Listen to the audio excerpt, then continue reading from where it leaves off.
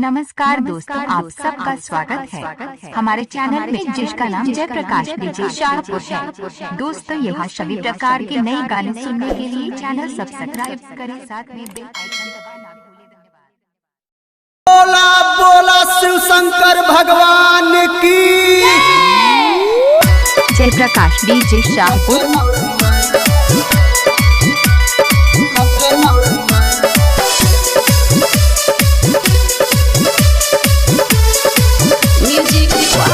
Jayaprakash DJ Shahpur. Jayprakash DJ Shahpur. Jayprakash के दर्शन करे के बमनवा, बतिया पर ध्यान तनी दीह सजनवा। शिव जी के दर्शन करे के बमनवा, बतिया पर ध्यान तनी दीह सजनवा। हमनी के संग पूरा जाई सुना गौआ।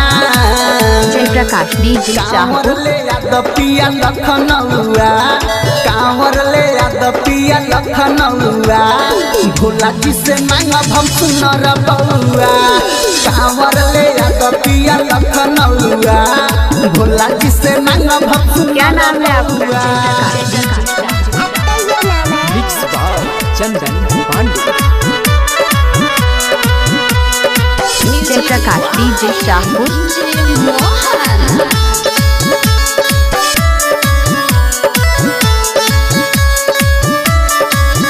सुन सैया ले लिह एगो गेरुआ तू साड़ी, औरी बांध लिह जाहे कवनो तू गाड़ी। जयप्रकाश डीजे शाहपुर। सुन सैया ले लिह एगो गेरुआ तू साड़ी, औरी बांध लिह जाहे कवनो तू गाड़ी। जलवा चढ़ाई जाके भोला जी के पहुआ।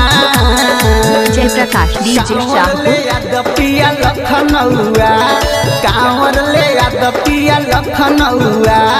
भोला जी से मांगब हम सुनर बउआ।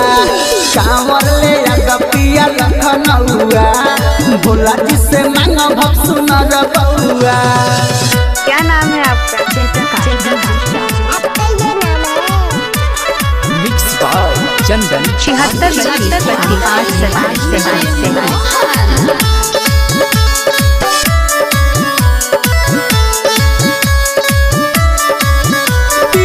नहीं चलल जाई शिव के दुआरी, अब तो ढाबे के जल सुन पहिला सोमारी।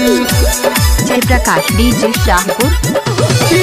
नहीं चलल जाई शिव के दुआरी, अब तो ढाबे के जल सुन पहिला सोमारी। आर्यन चंदन संग झूमे पूरा गौआ। कांवर ले याद पिया लखनऊआ, कांवर ले याद पिया लखनऊआ। भोला जी से मांगब हम सुनर बउआ। कांवर ले याद पिया लखनऊआ, भोला जी से मोबाइल मांगब नंबर हम सुनर 76 32 05।